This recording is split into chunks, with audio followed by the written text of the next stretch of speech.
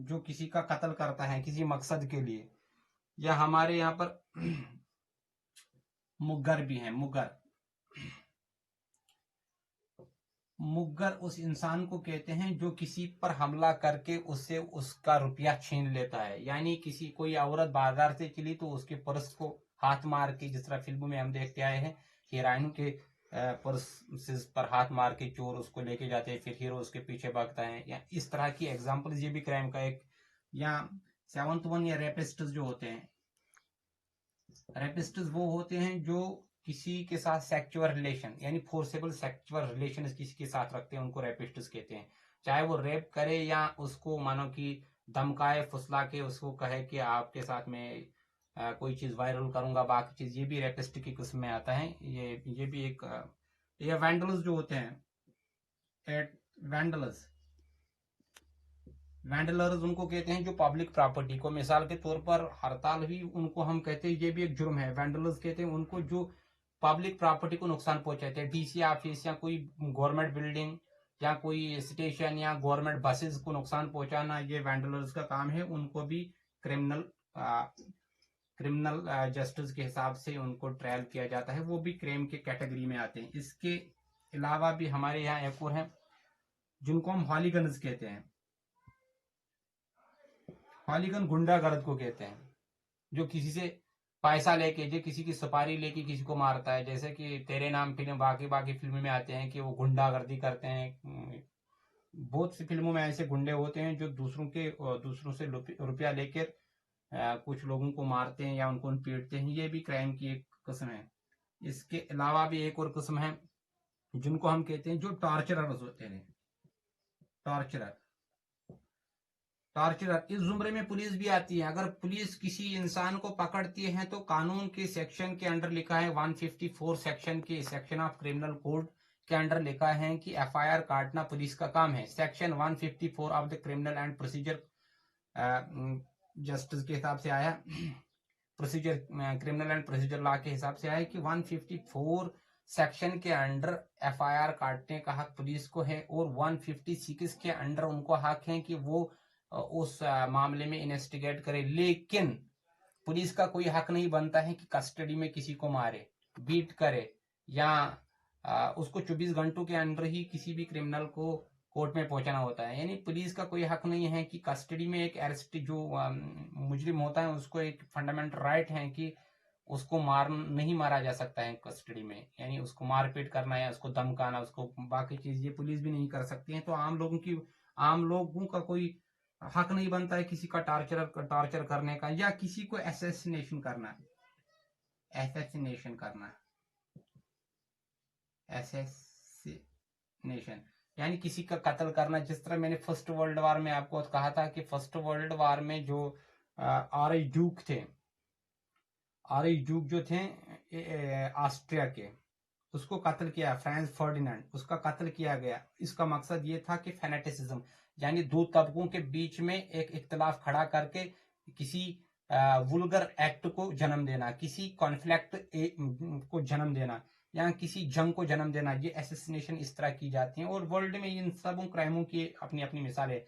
और सबसे बड़ी एग्जाम्पल इसकी आपको मिलेंगी कि हम माशाल्लाह हमारे घर में तो टीवी है, क्राइम पेट्रोल हम देखते हैं, तो क्राइम पेट्रोल से आपको इस सब समझ में आएगा कि किस तरह कत्ल किया जाता है लोगों का, किस तरह उनको उनकी प्रॉपर्टी हड़प की जाती है या दूसरों पर तोहमतें लगाई जाती हैं, फिर इनको किस तरह ट्रायल कोर्टों में किया जाता है। ये सब क्रिमिनल केसेस में आते हैं। ये क्रिमिनल जस्टिस इन इंडिया, तो हिंदुस्तान में भी इसका बड़ा चर्चा है। हिंदुस्तान भी क्राइमों से भरा हुआ है, लेकिन हिंदुस्तान में क्रिमिनल जस्टिस भी किसी हद तक काम कर रहा है। हम ये नहीं कहेंगे कि जुडिशरी जो क्रिमिनल जस्टिस देने के लिए जो हमारी जुडिशरीज है यहाँ कोर्ट, गर्ची यहाँ पर बुराइयां हैं, लूपहोल्स हर सिस्टम में होते हैं, लेकिन फिर भी हम कह सकते हैं कि हिंदुस्तान में अच्छी तरह से काम हो रहा है क्राइम से निपटने के लिए। और दूसरी बात ये रह गई, अब ये क्राइम सिस्टम हमने पढ़ लिया, क्राइम तब से आया है जब से इंसान दुनिया में आया है, और क्राइम को रोकथाम करने के लिए फिर बाद में गवर्नमेंट आई। गवर्नमेंट क्यों आती है ये भी मैं आपको कहूँ कि जैसा कि गांधी जी कहते हैं कि अगर इंसान एनलाइटेड एनार्किज्म जिसको हम कहते हैं, अगर इंसान रोशन ख्याल है तो गवर्नमेंट की जरूरत नहीं है, लोग खुद अकोमोडेट करेंगे। लेकिन गवर्नमेंट इसलिए आए हैं कि लोगों को डिफरेंट मसलक के लोगों के, डिफरेंट रिलीजन के लोगों को, डिफरेंट सेक्शन ऑफ पीपल को अकोमोडेट कर पाए। और जो गवर्नमेंट वजूद में आती है, जैसा मार्क्स ने कहा कि गवर्नमेंट की जरूरत ही नहीं थी, सोसाइटी अच्छी थी, लेकिन जो गवर्नमेंट आई है उसकी वजूहत यह है कि गवर्नमेंट वजूद में आती है सिर्फ पैसे के लिए। जब पैसा दुनिया में आता है तो पैसे की बुनियाद पर सब लड़ाइयां होती हैं, सब, और आपस में लोग एक दूसरे का कत्ल गारत बाकी चीजें करते हैं। इसके लिए गवर्नमेंट वजूद में आती है, और गवर्नमेंट ही बाकी ये देखती है कि किस तरह हालात से निपटा जाए। और with the passage of time अंग्रेजों की देन है, और हिंदुस्तान कभी कहता है कि अंग्रेजों ने हमें क्या दिया, इंडियन पैनल कोड अंग्रेजों की देन है। यहाँ तो आपको समझ में आएगा हिंदुस्तान के कॉन्स्टिट्यूशन में क्या है जो उनने अपना किया, अपना बनाया है। तो यहाँ से हमको ये समझ में आए कि जो बच्चे कॉलोनिज्म को पढ़ते हैं वो कहते हैं कि अंग्रेजों ने हिंदुस्तान को सिर्फ लूटा। ये देखिए यहाँ पर क्रिमिनल सिस्टम जो है हिंदुस्तान का, जो क्रिमिनल प्रोसीजर या क्राइम जस्टिस सिस्टम जो हिंदुस्तान में आज आए हुए अंग्रेजों की देन है। इसके बाद हम पढ़ेंगे कि एफआईआर की इंपॉर्टेंस क्या होती है, एफआईआर किस तरह काटे जाते हैं, या किस तरह क्राइमिनल प्रोसीजर्स को से डील किया जाता है। इससे पहले हम वो पढ़े, एक पॉइंट में आपको कहूं, क्राइम और टॉट में क्या फर्क होता है। टॉट एंड क्राइम, टॉट या क्राइम। गर्च टॉट भी एक किस्म का क्राइम होता है, जुर्म होता है, लेकिन टॉट में टॉट करना, यानी मिसाल के तौर पर टॉट की एक एग्जांपल मैं आपको कहूंगा कि एक दो आदमी रास्ते से चल रहे हैं, दोनों के पास गाड़ियां हैं, एक ने दूसरे की गाड़ी को ठोका तो जाहिर सी बात है दूसरे की गाड़ी को नुकसान हुआ, या वो खुद उसको इंजरी हुई। इसके बाद ये टॉटल जो होते हैं सिविल कोर्ट में जाएंगे, इनको हियर सिविल कोर्ट में किया जाता है, वहां पर फैसला किया जाता है, उनकी गाड़ी बंद की जाती है, उनको कहा जाता है इसका मुआवजा दो, तो खत्म हुआ मामला। लेकिन जो क्राइम करता है इनमें जो जिनकी किस्में मैंने यहाँ ली, चाहे मर्डर है, मुगलर है, रेपिस्ट है, वैंडलिस्ट है, हॉलीगन है, टॉर्चरर है, एसेसिनेटर है, ये एसेसिनेशन जो करता है, एसेसिन जो है, इन सबों को क्रिमिनल कोर्ट्स में हियर किया जाता है। टॉर्ट करने वालों को सिविल कोर्ट में हियर किया जाता है, इनके मसलों को सिविल कोर्ट में निपटाया जाता है, जबकि क्राइम करने वालों को क्रिमिनल कोर्ट्स में निपटाया जाता है। टॉट करने वाले को हम कहते हैं टॉट फीजर, जो इस तरह का करता है, टॉट फीजर। और क्राइम करने वाले को हम कहते हैं क्रिमिनल या ऑफेंडर।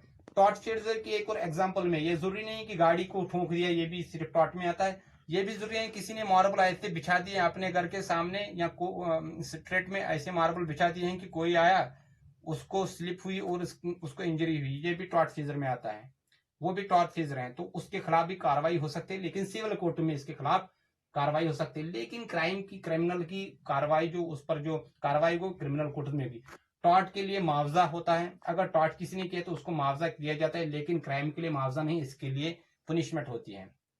ठीक है, टॉर्ट करने वाले को मुआवजा देना पड़ता है, क्राइम करने वाले को मुआवजा नहीं बल्कि उसको पनिशमेंट दी जाती है। टॉर्ट करने वाला जो होता है, टॉर्ट करने वाले जो होते हैं उनको सिविल कोर्ट्स में हियर किया जाता है, जबकि क्रिमिनल कोर्ट्स में क्राइम करने वालों को क्रिमिनल कोर्ट्स में हियर किया जाता है। और टॉर्ट करने वालों को टॉर्ट फीजर कहते हैं, जबकि क्राइम करने वालों को क्रिमिनल्स कहते हैं। इंशाल्लाह दूसरे लेक्चर में हम पूरा पढ़ेंगे कि एफआईआर की हिस्ट्री क्या है, ये एफआईआर कैसे वजूद में आया, पुलिस को क्या क्या अधिकार हैं क्रिमिनल से निपटने के लिए, पुलिस की इख्तियारात क्या है, बाद में कोर्टों के इख्तियारात क्या है, पब्लिक प्रोसिक्यूटर के इख्तियारात क्या है, और लोगों के यहाँ अरेस्टेड पर्सन जो होते हैं, डिटेनीज जो होते हैं, उनके फंडामेंटल राइट्स को क्या ठेस पहुंचाई जा सकती है कि उनको ऐसे जो लॉ प्रोसीजर एस्टेब्लिश्ड या प्रोसीजर एस्टेब्लिश्ड बाय लॉ के जरिए उनको उन पर कार्रवाई की जाती है। दूसरे शुमारे में इंशाल्लाह पढ़ेंगे।